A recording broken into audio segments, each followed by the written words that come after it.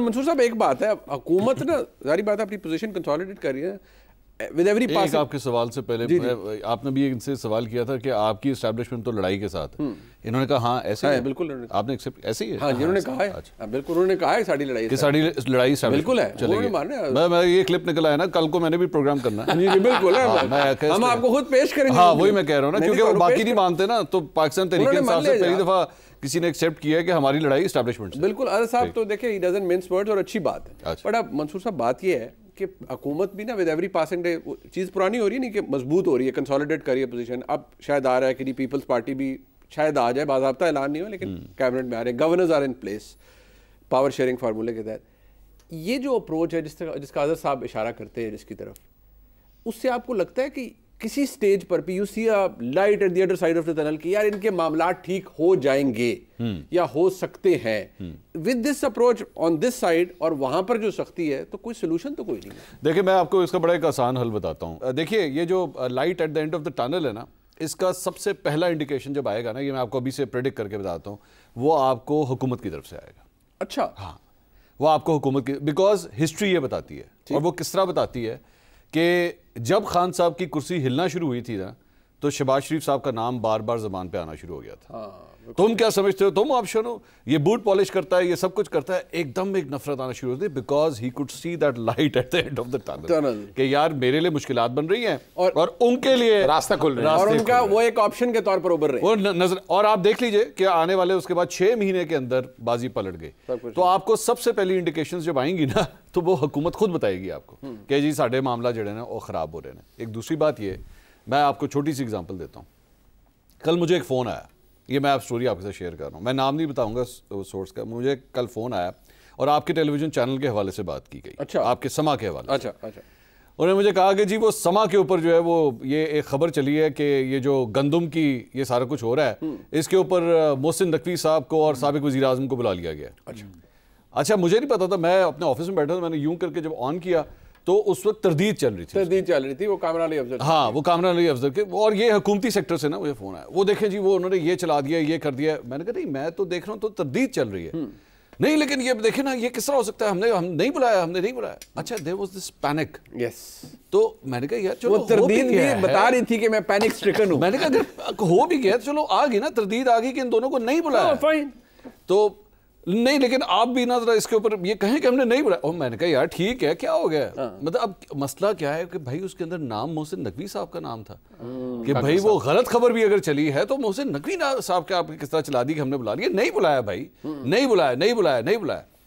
तो मुझे उससे अंदाजा हुआ कि how important is Mohsin Naqvi in the whole scheme of things. Of course कि नहीं बुलाया भाई, खुदा के लिए नहीं बुलाया। जबकि अगर भाई बुला भी लिया तो क्या कोई तूफान आ जाना था? मोहसिन नकवी साहब वो कह रहे हैं हमारी सालमियत की जमानत है। हाँ तो मैं ये कह रहा हूँ, आपने अगर जिस दिन डील की जमानत कह रहे हैं, नहीं सालमियत की जमानत, तुसी भी ना होना है लफ्ज़ तो इस्तेमाल। जिस दिन आपने देखना होगा कि सूरत हाल तब्दील हो रही है, आपको हालात और वाक़यात खुद बताएंगे। और तीसरी बात ये जो भी आप थोड़ी देर पहले इनसे कह रहे थे जी एनआरओ, कह रहे हैं एनआरओ हम नहीं मांग रहे हैं। एनआरओ कभी भी पब्लिक डोमेन में थोड़ी मांगा जाता है, ठीक है? सही बात। आप जब मुलाकातें करते हैं, मैं बार बार वही कहता हूँ, इन्होंने तो कहा हमने आइन के आर्टिकल पढ़ाने हैं, आज ये पढ़ाए, सही बात। और वो उसके बाद आर्मी चीफ ने क्या बयान दिया था रसालपुर में, हमें ना बताएं, हमें सारा पता है। और चौथी बात ये कि वो जब जाके 2 दफा बाजवा साहब से मिले थे जी, तो राती की प्रेस रिलीज कर दी थी कि आज जनरल बाजवा के साथ पाकिस्तान तहरीक इंसाफ के चेयरमैन इमरान खान की ऐवान सदर में मुलाकात हुई है ना।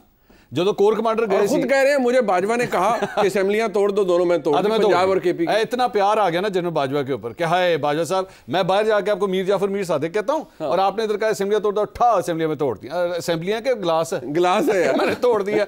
और दूसरी बात, पेशावर के कोर कमांडर से जब आप जाके मिले हैं तो शाम को प्रेस रिलीज निकाली थी आपने। अच्छा, गंडापुर साहब मिलते उधर है, फिर इंटरव्यू में बैठ के कहते हैं कि उधर जड़ें हिली हुई हैं और जड़ें ऐसी हिलती हैं कि फिर गंडापुर साहब का वो जो शहद वाला अलमशहूर केस है वो जिंदा हो जाता है। उनसे कहा जी वो जड़ें जिस दिन हिलती ना, तो खबर ये नहीं आनी थी। खबर पता क्या आनी थी? खबर ये आनी थी कोर कमांडर पेशावर वजीर आला हाउस आए।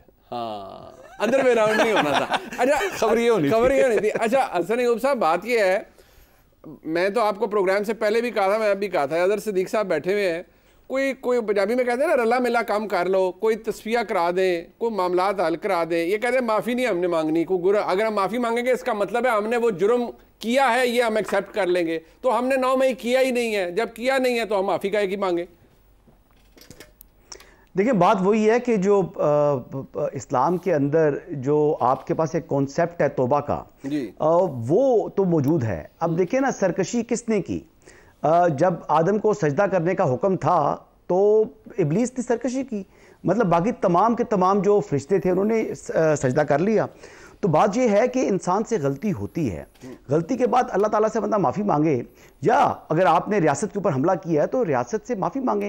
ये जो बहुत से लोगों ने कहा ना कि प्रेस कॉन्फ्रेंस की लोगों ने, तो वो जो है वो ड्राई क्लीन हो गए, वो ड्राई क्लीनिंग नहीं थी, वो बुनियादी तौर के ऊपर अपनी गलती का एतराफ़ था, माजरत थी, रिग्रेट्स थे, और कहा जी कि हमने ये किया, दोबारा नहीं होना चाहिए, और जो हुआ वो काबिल मुज़म्मत है। और जो उन्होंने अपने जिन लोगों ने वो जलाओ घिराव किया उनके खिलाफ उन्होंने कहा जी कार्रवाई भी होनी चाहिए कानून के मुताबिक। तो ये बुनियादी बातें हैं, ये इनको समझना होगा जी कि ये किस तरीके से मामलात, या फिर जिस तरीके से मामलात हैं वैसे ही ये चलते रहे स्टेटस को के अंदर। देखिए 9 मई के जो केसेस हैं, जिस तरह ये कह रहे हैं, वो किसी एक आदमी ने वो केस नहीं बनाया, किसी एक एजेंसी ने वो केस नहीं बनाया, वो JITs हैं। वो JITs की ही रिपोर्ट्स के ऊपर वो मुकदमात बने हैं और उन्हीं की रिपोर्ट्स के ऊपर वो आगे बढ़ रहे हैं। एक चीज तो अजहर सिद्दीक साहब के लिए। दूसरी वो जो बात कर रहे थे जी कि इस वक्त सुप्रीम कोर्ट का माहौल है, तो बिल्कुल इस वक्त सुप्रीम कोर्ट का जो माहौल है वो बंदियाली सुप्रीम कोर्ट नहीं है। सुप्रीम कोर्ट ने जो बल्ले का साइन उनसे लिया है, तो किसको मालूम था जी? मुझे नहीं, बहुत से लोगों को और मालूम था। मैं एक शादी पर अकबर एस बाबर साहब के साथ बैठा था, अभी ये केस टेकअप नहीं हुआ था। अच्छा। तो उन्होंने जब मुझे बताया तो मैं कन्विंस होकर उनके पास से उठा, और मेरे साथ गवाह के तौर पर रजा रूमी साहब मौजूद थे। अच्छा। तो हम दोनों वहां पर बैठे हुए थे और हमने 1-1.5 घंटा उनसे जब बात डिस्कस हुई, तो जब हम उठे तो मैंने रजा रूमी साहब को कहा कि मैंने कहा जी अब बल्ला वापस PTI को मिलने का सवाल ही पैदा नहीं होता। अच्छा। तो अब इनके लिए वे फॉरवर्ड ये है, एस्टैब्लिशमेंट की तरफ देख जरूर रहे हैं, लेकिन गलती का एतराफ ये कर नहीं रहे। गलती का एतराफ जब तक करेंगे नहीं, माफी जब तक मांगेंगे नहीं, तब तक कोई बात आगे बढ़ेगी नहीं। But it leads to bad press also. But एक बात हसन साहब, वो वाया गवर्नमेंट निकलेगा। बात ये है, जो अभी वो बात जो अभी मंसूर साहब कह रहे थे वो अपनी जगह, लेकिन इमरान खान की जो सियासी हैसियत, कोई उसे माने या ना माने, अब वो दुनिया के अंदर आर्टिकल छपता है, उसके अंदर पाकिस्तान की फौजी क़यादत का नाम आता है और वो उन्हें एक्यूज करते हैं हर बुरे उस काम के लिए जो उनके साथ हुआ है। सो टू दी एक्सटेंट के वो कहते हैं मेरे इनके पास कोई ऑप्शन नहीं रहा इसलिए कि मुझे मार दें, लेकिन मैं मरने के लिए भी तैयार हूं। डोंट यू थिंक कि एस्टैब्लिशमेंट को भी ये बात रियलाइज होती होगी कि यार this is leading up to a bad press also across the world, और लोग शायद पढ़ते हैं, देखते हैं, इमरान खान माने या कोई ना माने, but he remains an iconic figure. तो अगर वो इल्जामात लगा रहे हैं एक इतनी बड़ी फौज के सरबराह के ऊपर, तो उसका भी कोई इंपैक्ट होता है या आपको लगता है नहीं इमैटेरियल है ये? नहीं, देखिए इमरान खान साहब मीडिया आइकॉन है, इवन के वेस्टर्न मीडिया का भी आइकॉन है, इस रियलिटी को मैं तस्लीम करता हूं। लेकिन इमरान खान साहब को जो ये वहम हुआ है ना कि मुझे जो है खुदा न खास्ता कत्ल कर दिया जाएगा और मेरा जो है वो एंड जाती है एस्टैब्लिशमेंट या हुकूमत, तो बेसिकली ये बातें जो ब्रेन वॉश किया है PTI के अपने लोगों ने, जो मुलाकात करने के लिए बानी चेयरमैन तहरीक इंसाफ के पास जा रहे हैं। और आपको पता है कि वहां पर भी एक इनर सर्कल बन चुका हुआ है, वहां से अगर बाहर से कोई PTI का बंदा वहां पर जाना चाहे, मुलाकात करना चाहे, तो उसको वो एक्सेस नहीं दिया जाता। ये पूरी की पूरी सियासत चल रही है, यानी जो कौमी असेंबली की या नेशनल लेवल की पॉलिटिक्स है, उससे बड़ी पॉलिटिक्स जो है अडयाला जेल में बानी चेयरमैन के साथ कौन मुलाकात करेगा, ये पॉलिटिक्स है। आप ये देखिए कि लतीफ खोसा साहब को मक्खन में से बाल की तरह किस तरह साइडलाइन किया है। ये चीजें चल रही हैं, हम लोग मतलब आंखें रखते हैं, हम भी देख रहे हैं। अब अजहर सिद्दीक साहब एक टाइम पर काफी क्लोज हो गए थे, लेकिन आज अजहर सिद्दीक साहब भी मादरत के साथ काफी साइड पर हो चुके हैं। अब ये उसके बावजूद भी मतलब वो आएंगे, अपना जो है वो पार्टी का मौक़िफ़ पेश करने की कोशिश करेंगे, दिफा करेंगे, लेकिन अजहर सिद्दीक साहब की आज वो अहमियत नहीं है जो आज से साल पहले थी। नहीं, बट उसकी वजह शायद वो खुद पार्टी को हाईजैक करने वाले लोग जो समझ रहे हैं कि हम हाईजैक करेंगे, उनकी ख्वाहिश भी यह है कि बानी चेयरमैन अंदर रहें और जितना डरा सकें बानी चेयरमैन को, और डरा कर अपनी मर्जी के उनसे फैसले भी करवा सकें। तो यही सारी जो है वो सियासत चल रही है, और ये सियासत अगर किसी और को नजर नहीं आ रही तो वो उसका कसूर है। मुझे तो दीवार पर साफ लिखी भी मैं जो है ये पढ़ रहा हूं। नहीं, बट आपने बात यह ना कि ये भी आपने कुछ देर पहले भी जब बात हो रही थी ऑफ द रिकॉर्ड पे, करीब हल नहीं निकलेगा जब तक तहरीक इंसाफ माफी ना मांगे। मैंने तो बुनियादी बात ही वहीं शुरू की ना कि PTI माफी नहीं मांगेगी। वो तो अजहर सिद्दीक साहब ने बता दिया कि माफी कोई नहीं मांगनी किसी ने, जब नहीं मांगेंगे तो फिर हल भी कोई नहीं निकलेगा। इससे तो आप एग्री करते ना, फिर कोई सोल्यूशन नहीं है। नहीं, सोल्यूशन इस वक्त कोई नहीं है।